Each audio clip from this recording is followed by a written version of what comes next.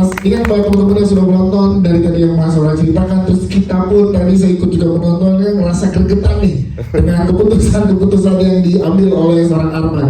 Boleh dong Mas Fedi ceritain gimana secara pribadi kalau sosok Fedi Nur ya melihat sosok Arman tuh gimana, kan setuju atau enggak dengan sikap-sikap dan tindakan yang dilakukan oleh Arman? Silahkan. Oke. Assalamualaikum warahmatullahi wabarakatuh. Terima kasih banyak teman-teman media sudah bela-belain datang untuk menonton dan meliput. Kalau saya pribadi melihat Arman dari jauh nih, saya ngeliat saya nggak setuju, karena memang kalau ada yang belum ikhlas diikhlaskan dulu, karena kasihan kan pasangan barunya. Tapi itu kalau dia nanya, kalau dia nggak nanya, saya cuma lihat dari jauh aja, karena orang berduka itu sangat kompleks. Jangan berharap mereka untuk bisa rasional sih, segitu kompleksnya berduka ya. Jadi waktu saya baca skenario-nya pertama kali pun, saya susah untuk bisa memahami kenapa Arman segitu susahnya untuk move on. Makanya kan saya sampai konseling ke psikolog supaya saya bisa mengerti lah kenapa Arman seperti itu.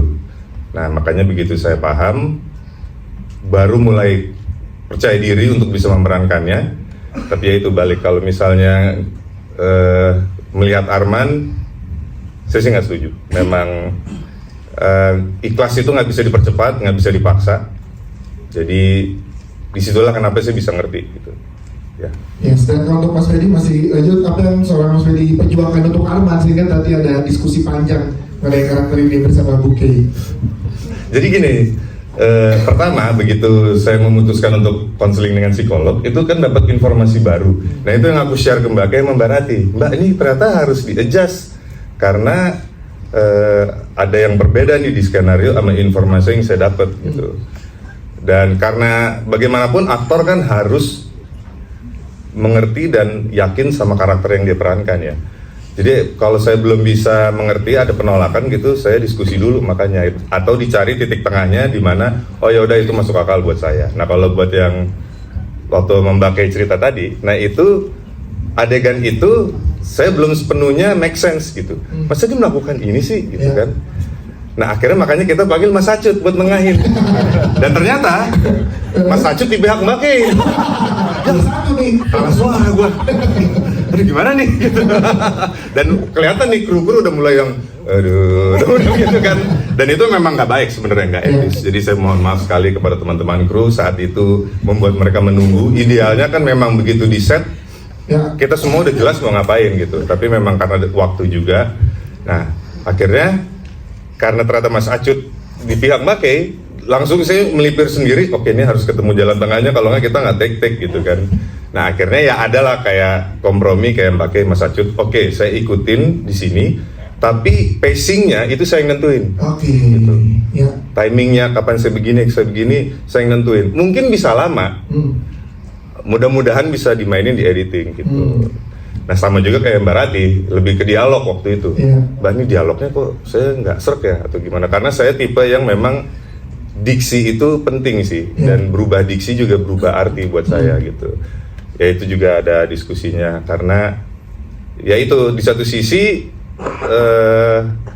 memang penulis skenario atau sutradara punya visi, tapi aktor pun juga harus menemukan titik masuk akalnya di mana.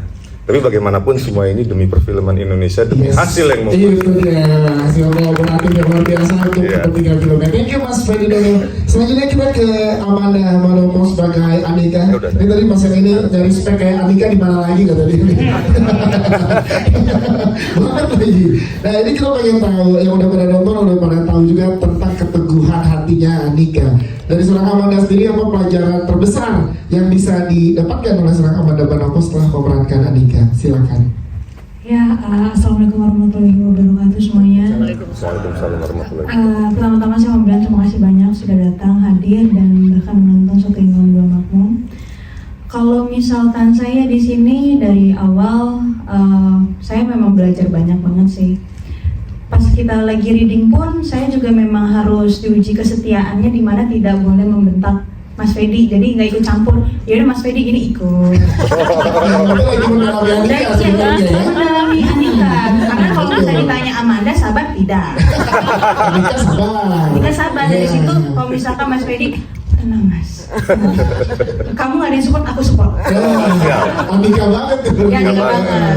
Nah terus selama proses syuting di mana tuh memang perasaan aku tuh memang selalu kayak karena udah mendalami karakter Andika ya, jadi kayak bener-bener aku sabar banget di lokasi syuting, tenang banget. Biasanya bawel.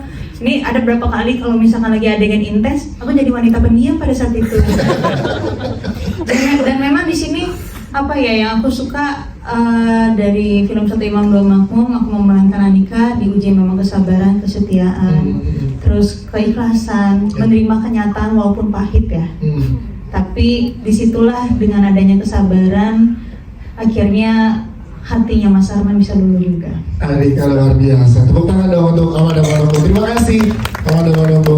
Selanjutnya kita ke Mbak Revalina Esteban juga di sini sebagai Leila yang hidup dalam kenangan, tapi tetap menjadi pusat konflik dari pasangan yang luar biasa ini. Gimana Mbak Reva? Silahkan boleh diceritakan.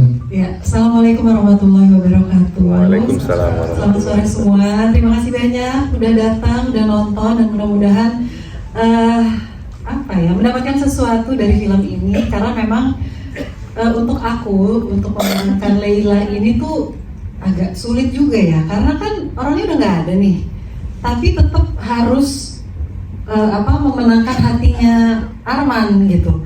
Jadi gimana caranya dengan scene yang segitu ya, yang segitu imutnya gitu, harus bisa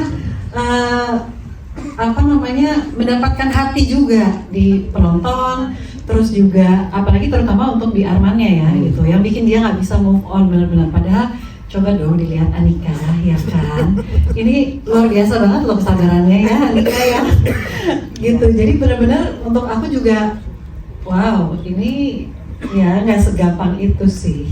Yes, tapi luar biasa karakter Leila di sini. Tepuk tangan sekali lagi untuk Mbak Revalina. Thank you.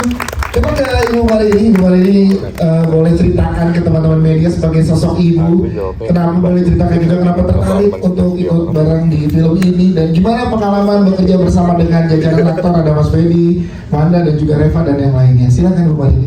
Assalamualaikum warahmatullahi wabarakatuh. Waalaikumsalam warahmatullahi wabarakatuh. Terima kasih ya udah nonton film ini, emang keren kok. Yang pertama-tama itu karena Ibu K. Saya pengen sekali main film dengan disutradarai oleh beliau. Itu pertama.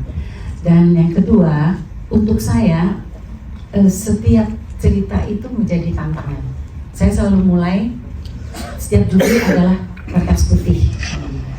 Nah, jadi saya isi itu dan kemudian dapat rekan-rekan, aku sama Fedi udah pernah ya terbang. Terus enak sekali, mereka semuanya nih udah disiplin, udah kita nih saling saling mensupport ya.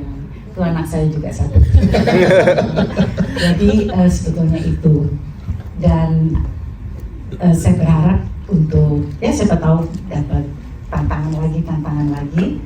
Tapi alhamdulillah untuk film ini saya sangat bahagia, dan semoga film ini akan melekat di hati masyarakat Indonesia, terutama para wanita yang ini judulnya ini benar-benar bikin orang apa ya itu bagus sekali. Jadi insya Allah nanti yang nonton banyak sekali dan bisa sukses. Amin. Terima kasih Ibu Marini. Selanjutnya kita ke Sarina, pengen tahu juga gimana seorang Sarina mempersiapkan karakter ini. Karena balik lagi tadi kan ada faktor di sini punya masalah segala macam, baliknya tuh ke keluarga sebenarnya. Nah, di sini kan jadi faktor yang ada di situ itu keluarga. Gimana, silakan. Baik.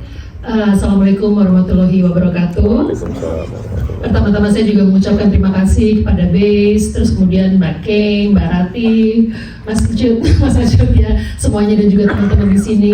Saya diberi kesempatan untuk menjadi kakaknya Arman.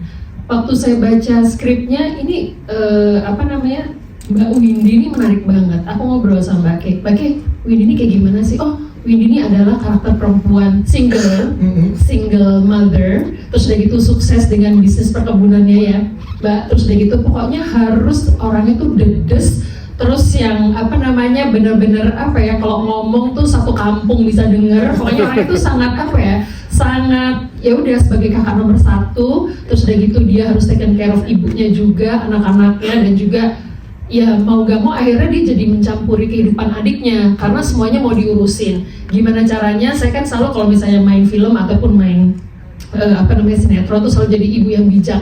Nah di sini tuh boleh dibilang nggak bijak ya, tapi lebih kepada pengen campur semua urusan keluarganya karena dia merasa bertanggung jawab atas kehidupan ibunya, anak-anaknya, dan juga adiknya. Walaupun di sini dia sebenarnya paham bahwa adiknya itu sedang struggling untuk melupakan sakit, istilahnya tuh sakit kehidupan pernikahannya karena ditinggal pergi oleh istri yang tercinta. Namun saya juga merasa bahwa Mbak Windy ini pengen supaya adiknya itu benar-benar bahagia. Nah di situ bisa dilihat nanti teman-teman semua gimana ngeselinnya Mbak Windy, sayangnya gimana, terus udah gitu boleh dibilang karakternya ini sangat menarik sekali Mbak Windy ini. Jadi nanti mohon ditonton, dan saya juga senang sekali bisa diajak main di Satu Imam Dua Makmum, di mana di tengah-tengah film-film horor yang sedang bertebaran di sinema Indonesia. Ini ada satu film drama keluarga yang sangat menyentuh hati, sangat bagus sekali, sangat indah sekali. Dimana di sini juga mengangkat istilahnya perjuangan seorang perempuan dan perjuangan seorang pria, bagaimana caranya melupakan kesedihan hatinya dan pada akhirnya mereka menemukan kebahagiaan. Semoga berkenan di hati para penonton dan minta tolong teman-teman media untuk mengabarkan ke seluruh dunia. Siap, terima kasih. Tepuk tangan dong buat Mas Arina. Thank you.